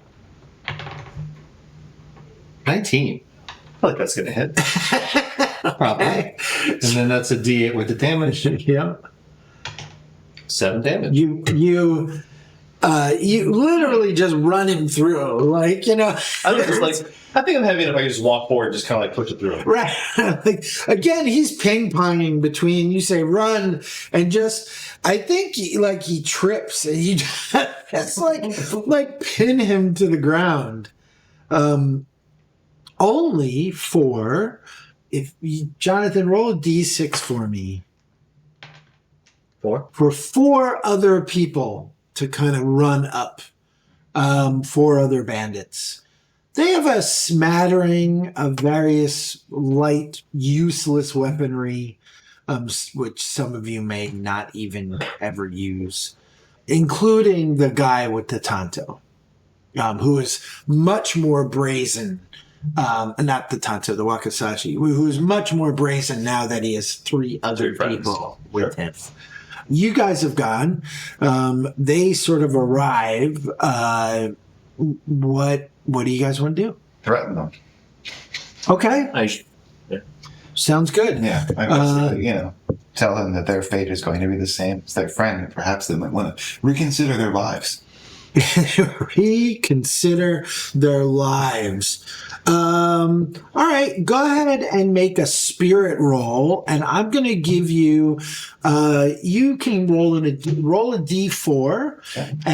And this will be a bonus he has because of you. 4. So they're looking at their friend who is like. I got an 8. An 8 total? Yeah. What did you roll? Oh, you rolled a 4. Yeah. I think you're like, run, get away, run for your lives. Like, it just doesn't have any, you know what I mean? You're like, these people are not worth living, And so it just doesn't come across with gusto. It's almost more like I feel like I have an obligation to tell them they're going to die. Right. And if they Well, your heart's not really in it. Right. It's so weird. All right. Awesome. So I think you go ahead and roll a D6 for initiative. And what? 4, 5, 6 we go? And 1, 2, it's a 3, D6. Yeah, one. It's a D6. 1, 2, 3, we're 1, 2, 3. They go first. 2. They go first. All right. So let's see here. I think I said there were 4 of them. The guy with the tanto, or with the wakizashi, you killed the guy with the tanto. The guy with the wakizashi very courageously runs after the girl, who runs off in a very, random direction. The other 3 will face you. Again, various piecemeal armor, generally just going to be like leather with some like iron scales. You're not certain. You're relatively certain one of them has a pot on like strapped to his chest. And To make dinner out of that later. and one of them is actually going to shoot. He actually has a Yumi, and he actually lets loose an arrow. What do you want to do? Oh, I get to pick. Okay. Yeah. I mean, I guess I'm going to defend. Okay. But unfortunately, that's a swiftness test. Yep. So then I'm going to test swiftness. Yep. Which is it'll be a -1. Okay. But because I have armor, it's a +2. So Yep. it's a +1. So whatever I roll +1. Yeah. 10. Luckily, this 9 is differentiated. 10 is not enough. You need 12s. Let's see here. So you are, you're going to take, go ahead and roll D6. So I do think that the armor ablates the damage by 1d6 also. It does, yep. So roll 2d6 and just tell me which is which. I roll 5 damage. I assume that's first. Okay. Roll 2 reduction. So 3 damage. 3 damage. So, the arrow goes into your shoulder. Something not terribly, debilitating, but certainly a little sobering as you raise your Yumi, raise your Naginata, and get hit with an arrow. One is rushing you with a wakizashi. What do you want to do? Right. My choices are defense, which is swiftness, and then what are the other? You could attack. You could do a ranged attack because you have a gun. And a ranged attack is also swiftness. Yep. Range attack is spirit. Oh, spirit. Yep. Striking is vigor. Ranged is spirit. Defense is swiftness.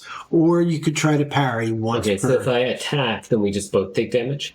If you attack, you both take damage. Yep. Okay, and then if I parry, means you block the attack if you succeed and deal damage. So I will. My swiftness is 3. So and parry is resilience. Yeah, I'm gonna parry. Parry sounds good. That's multiple combat. I got a 7. Yep. You could burn a virtue. To re-roll, but they don't come back. Well, there's 6 virtues. 7, 6. There's 6 things that they can do. Yeah. Re-roll, add a success, do extra damage. It's written right here what they do. Oh, cool. Oh, it's written right there. Yeah. How much virtue do you have? 2. Okay. Should I do it? I don't know how important it is to hold these. I mean, normally probably fairly, but in an ongoing campaign, I imagine it's more. Again, I think the important part here is at least don't spend your last one because save one to not die in those instances where it's like if you fail this, you die. How much damage can he has a what? Wakizashi. Wakizashi. I get hurt. I only have 7 hit points. All right. Auto parry. Well, and your auto parry will automatically do damage. Yep. So I'll auto parry. Sounds good. So roll your damage. 8. Oof. You cut him in half, even if his armor. What does that look like? What do you do? What's your parry look like? Oh yeah. I comes in and I go down low, and he over me, but it comes perfectly close, and they come up underneath, and then I bring up my sword and I slash him up this way, and then I just for color I also pull out my gun and shoot him in the head. Just to be sure. So I like the idea that you come under the wakizashi, you bring your sword up, and then I pull it. You basically nearly sever off of his arm, and then just plant the gun under his chin, and then there is just this loud retort. I mean, it's very loud, and it just stops everybody in their tracks. So. It stops the guy attacking you, stops the guy running although he's a fair amount distance away. It just echoes off of, the buildings. What do you want to do? So I don't have to defend or anything right now, or Nope. Well, then I'm going to behead or the closest. The one. guy who was kind of coming in your direction. Yeah, I warned them. I warned them. It's their fault if you think about pretty it. much. It's, the sword is basically like they're running into. Have you witnessed him shooting before using a gun? Probably. I feel like at this point, I mean, at least in practice. Okay, sounds good. I know it exists. Sounds good. Go ahead, roll tape, baby. 19. Go ahead and roll damage. All right. Feel free to roll them at the same time, 8. guys. 8. So the shot goes out. We actually see some winter doves kind of fly off.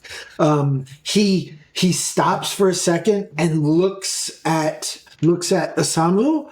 Only for him to hear the soft footprints in the snow, and like turns to look at you, only to have his head Almost removed. like a headsman, just kind of very just Yeah. like, and then just get a splash of blood on the sky. All right.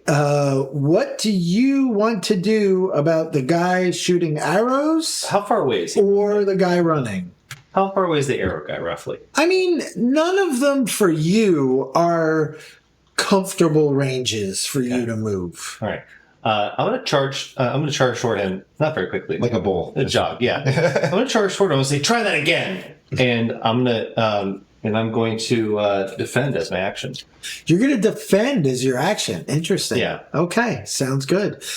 Go ahead, roll. We're going to say that you close the distance if you succeed in the roll, right? Yeah. Yeah. I kind of want to be too close to shoot. I think it's kind of my mental. Yeah. Oh, Swift is again. What an idiot. Why did I do that? You're a +2/+1, so. All right. So I rolled a 10, and my modifier is -1. But to defend, It's +2, so you're Right. +1, so you're at 11. I'm 11. Yeah. Okay, I'm 11. It's just +1. Just remember, defend is +1 for you. This is complicated math. It is. All right. So you're standing, you cover the distance. You are standing in front of him and you take D6 minus D6. Yep. So 3 minus 2. So you take a point of damage. 1 damage. It grazes off your armor, right? But you're staring him in the face. What do you want to do now? The guy who was running away. Was that still running? Yeah. Or did he? He stopped for a second, but then watched his That's like- fellows falling. That's I have the gun out and start walking towards him. And it's like, you, there. After hearing the retort and seeing his friend's head explode, he drops the tanto, he gets to his knees, and he's just shaking. Okay. I guess I will take him prisoner. Okay. Well, hold him at gunpoint. Hold him at gunpoint. All right, sounds good. You standing in front of him. It's his turn, right? It's his turn. Now, yeah. He runs. He turns. Attack of opportunity. Huh? Attack of There's opportunity. no attacks of our. Polar mastery. Dang it. You're running at him and or jogging at him, and you just took 2 arrows and take a stance, and he's and bolt. But that's his action. What do you guys want to do? Where's the woman? The woman ran between a couple buildings across from where she came out of. And she's still not being pursued now? She's not being pursued now. Toothless is on the ground shaking. The snow begins to turn yellow beneath his knees. I'll look at both of you and say, what do you think we should do with them? We're certainly not going to feed them. He might know something useful, He might. and he's not running yet. But if they run off, they might tell their friends. Well, I'm not suggesting we let him go. Everyone knows you're here now. Yeah. The whole gunshot thing, Yeah. True. It's you. How many friends does he have? How many friends do you How have? many more friends do you have? And he just points where the woman came from in the first Who place. is the woman? You ask him. Mm-hmm. Just some wench. What did you want her for? Does she have gold? Food? What? We're all hungry too. Yeah. but you can't take that from Look. a princess woman. Look, let me go, and the boss will let you live. Oh, the boss. Who's he? Hanzo. He used to be a samurai, not like any of you riffraff. It's true. No one would have heard of Kata no Kensei. It's such a Just a real sad samurai. I love it. Sad Rōnin. What if John Wick was also the sad Keanu on a bench? Yeah. Yeah. Do we? Remember, he was in 47 Rōnin. Yeah, I'd love to share with you. Do we chase the girl back? Do we take this gentleman back to Hanzo? I suppose so. Should we just leave this town and continue on our way? The shrine would be important. Yeah. Yeah, it's not worth it. It's just... Or should we just kill all these We bandits? didn't ask for your input. That would probably be the wise decision. Otherwise, like I said, they may tell their boss, he says, boss. You. How many men does Hanzo have? He's like 20. Are they as good as you? Much better. He's like clearly like pulling shit out of his ass. He's like, no, they're fierce warriors. I was the piss boy. Apparently. What happened in this town? Where is everybody? It's winter. Everybody's hungry. Well, that's not what I asked. But there are people who live here besides your bandits? Yes, like that woman. Yeah. Where are the people? We have them hold off. You have them prisoner? Yeah, with the rest of Hanzo's men. Well, now we're going to have to kill them. I don't care for a side quest, but I think we have one. Yeah, now we have to. Very well. It's just required. It's just what... Take us to Hanzo. Take us to Hanzo, or we'll end your life and wait for him. You pick. This is... And I think I'll go ahead and remove the arrow and drop it. Well, you're saying that. Take us to Hanzo, or we'll kill you here and wait for him. Right, you take the arrow out. That's awesome. Yeah, sure. He will do that. I'll just send you. Well, will Hanzo send more men here? You just kill them as they come. It'd be nice if there were 4 more of us. We'd have 7. If we're going to do that, we should definitely pick a place that's more defensible in the middle of town. Or do his men just spawn infinitely? Until they go to his base. If I have to destroy the spawn point. If they have the people of this town captive, then we're going to have to force them to release them. So he takes you to the head house, which is surrounded by a poor barricade and broken fenced in area. It is a doorless gate, and when you strode inside, there are 4 other people plus an individual who is clearly the leader. He is wearing a helmet, and in fact, as you guys are getting there, you see he's just putting the helmet on, and he's started talking, and you could see that there's a line of bedraggled, half-starving peasants. It's like even the villagers here. Who are kneeling in front. You see a number of bodies. One of the guys brings an older woman over to Hanzo, and as he sees you all sort of approaching, he takes her and What do you think you're doing? says, "This is none of your concern, wanderers." You're very mistaken. Your men attacked us, made it our concern, showed us disrespect. I was clearly foolish of them. And he like gives Toothless and like the hairy eyeball, of which he only has one eye, by the way. He has a scar across one, and you could see a cloven area of his helmet. What could you possibly want with these people, with these poor people? What can they do for you? This is my village. They're holding out on their tribute to their lord. Whatever you think they're hiding it from themselves as well. Look at them. They have food, I know it. You think that they would trade their lives to hide the food? Your logic is impenetrable. What do you all care? I don't care. But I have an ugly.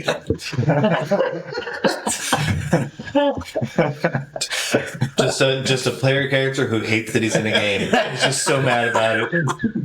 Just grinding for XP. Just like Darkest Dungeon energy. We're here. Might as well. All right, so I'm going to unlimber my naginata. I've had it kind of over my shoulder, kind of like leaned. I'm going to unlimber it. I'm going to say, You made him take out his naginata. Hanzo, you're stronger than these villagers. Do you think you're stronger than us? Why not move on? Perhaps in their gratitude, the villagers could find tribute, cook you a nice meal. There's no honor in holding them hostage for food that they probably do not have.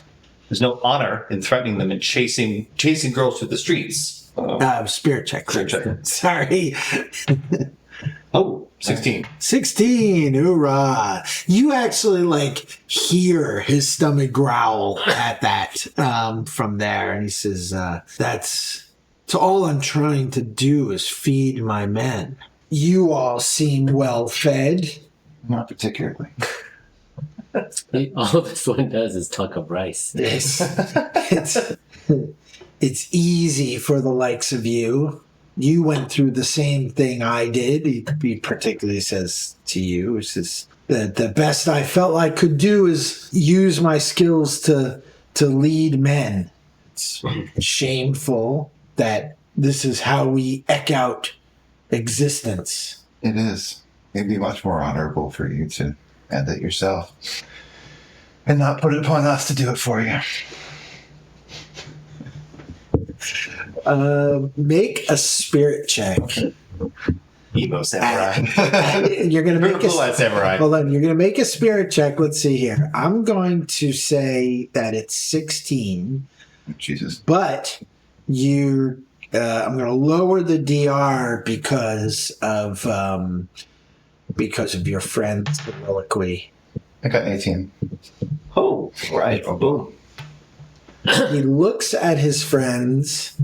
He looks at the burning head house. He looks at the blood. He takes his helmet off. He sets it down next to him. He gets on his knees. Uh-oh. He's going to need a second. He pulls his wakizashi out. I'll come up behind him. None of his men has a sword, good enough, sure. If you would do Hanzo the honor of rolling, let's see if he follows through with it. 8. He takes a swipe at you. Okay. Ooh. I'll defend. Nice. You're going to defend and not attack? That's his second? Well, if I attack, then we both take damage, right? Yes. If you... Well, actually, I could auto parry. If you... Yes. I'll do the auto parry. Yeah. Or not auto parry, but All right. regular parry. Yeah. You will gain honor if you just carry out your duty. All right, then I'll do that. Okay. 14. 14, that's enough. So roll Wakisashi's D6. And do you have armor? I do not. I have swiftness. But So roll D6 to see how much damage he does to you. 3. He does 3 damage to you. I don't know my weapon damage, right? And you know what? You just do. Okay. Like you were positioned. He's on his knees. Yeah. Like, you're just over him. Yeah. And gain D3 honor. 1, 2, 3, 4, 5, 6. 2. So you gain 2 honor. Now I'm 11. So he stabs you in the leg, and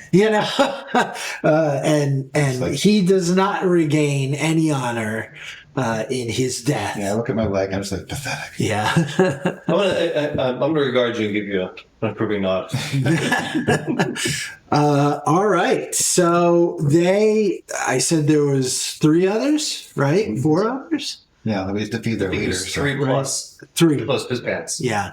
And he said the 3 of them are just don't know what they're going to do. Like, they're just like, they're just really gobsmacked and just like at varying like things going through their heads. One guy's sort of like backing away from the situation.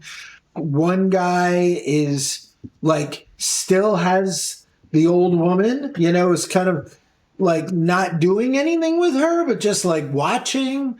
And another guy is just kind of standing there. Toothless runs. I think we make them an offer. Leave your weapons, and you can take your lives. And invite them to screw off, but they gotta leave their weapons, so they don't become bandits elsewhere. Are you gonna let Toothless leave? No. What are you gonna do? I think I just fire once in the air. Oh, just in the air. I think it makes everyone just pause, right? Okay, yeah. Bam. Sounds good. Go ahead and make a spirit check.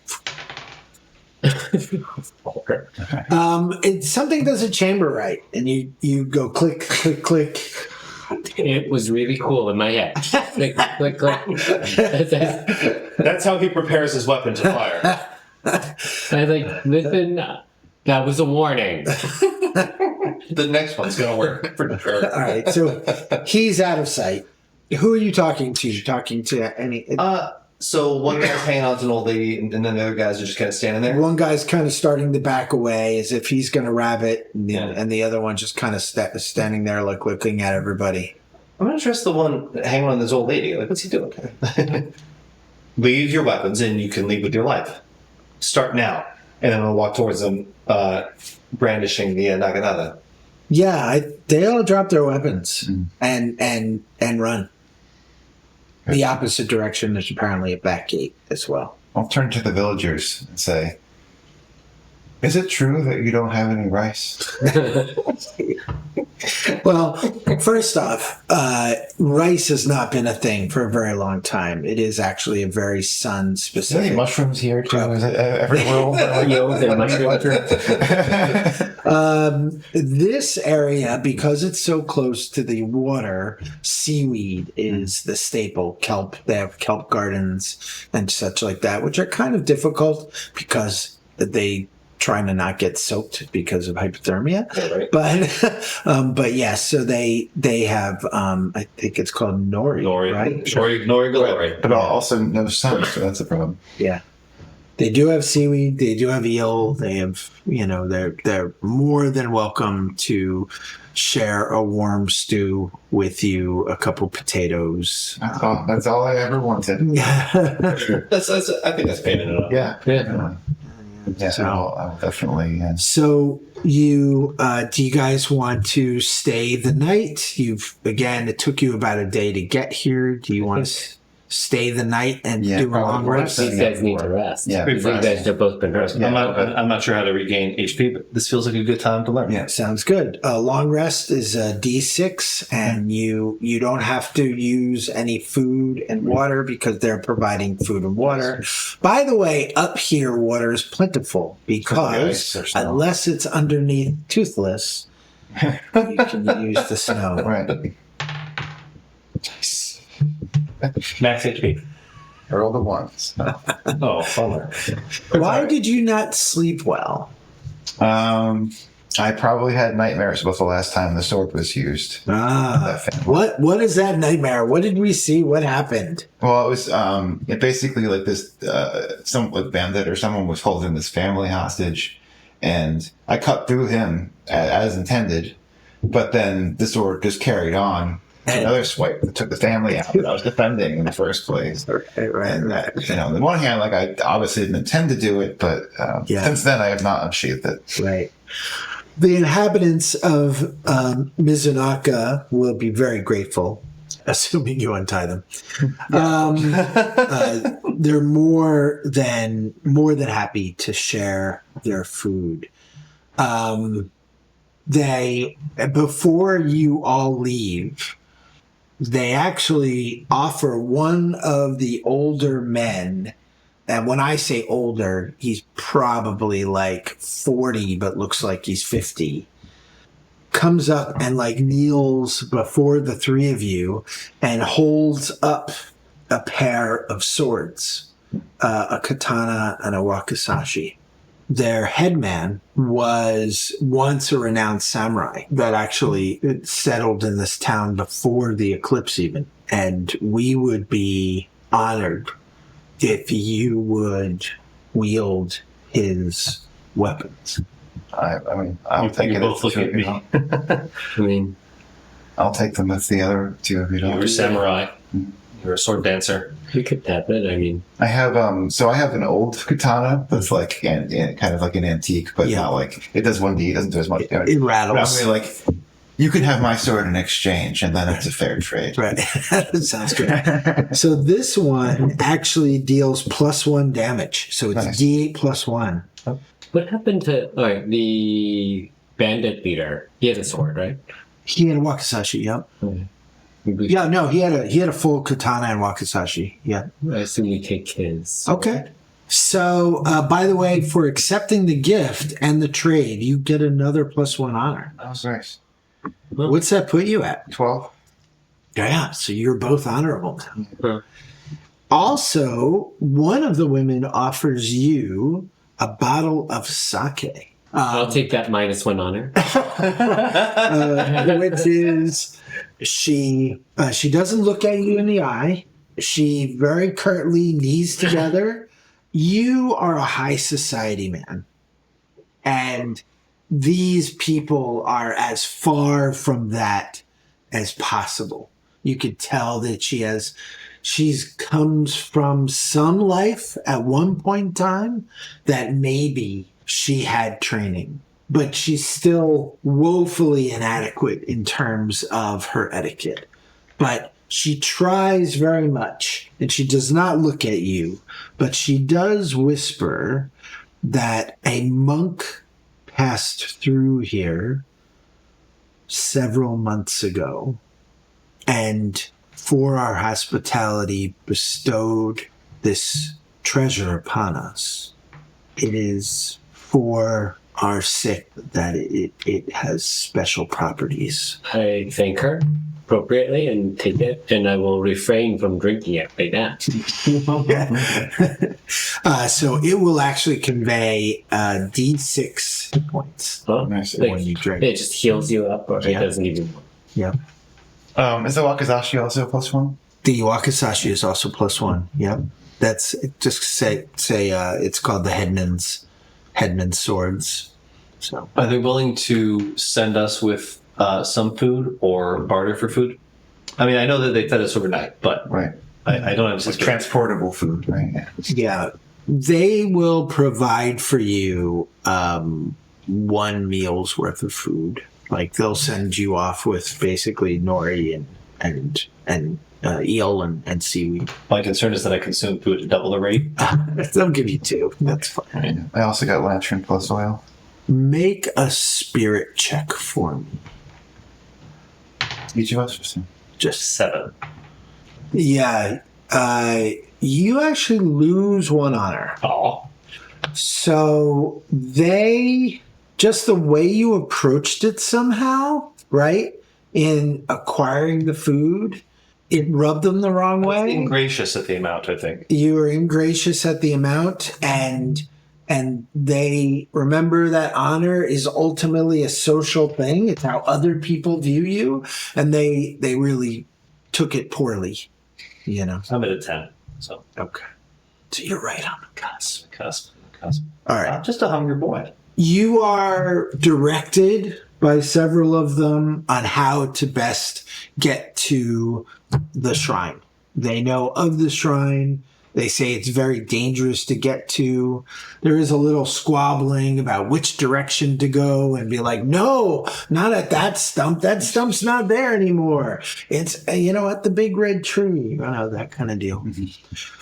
The haunted forest looms like a dark shadow on the edge of the world, its ancient trees heavy with snow.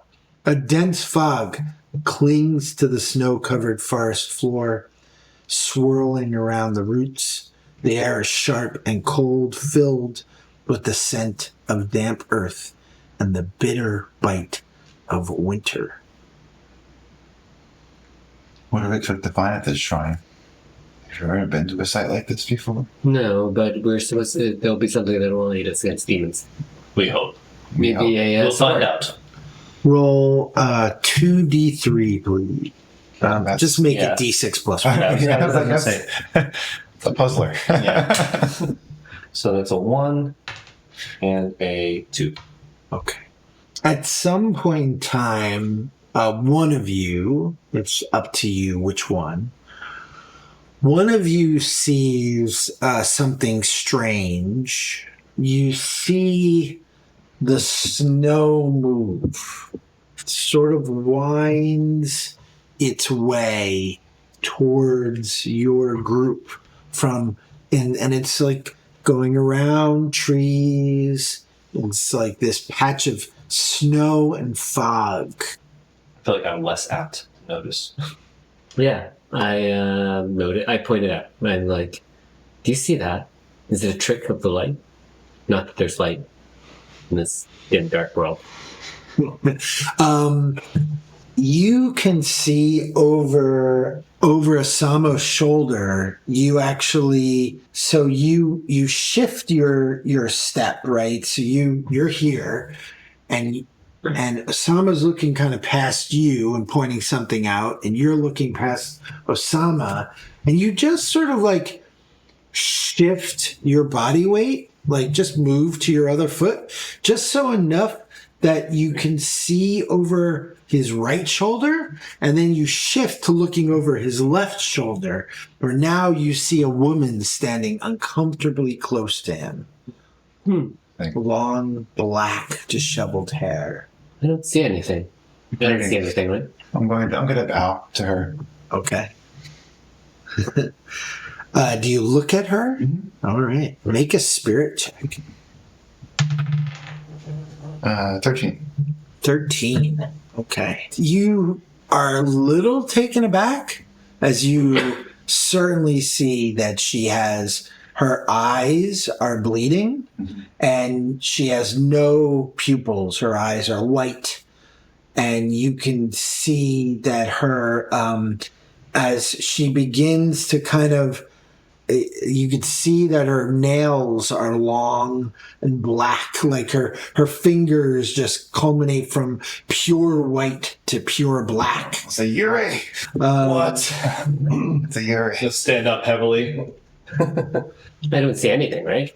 Well, you see actually from the cloud just this woman. Oh, like he's a woman, too. Just stand up behind him. Oh. Just that moving cloud, just like, whoop, not like, oh, I'm standing. Like as if the pool of snow forms as this woman in a gray kimono, and long black fingers and disheveled long black hair.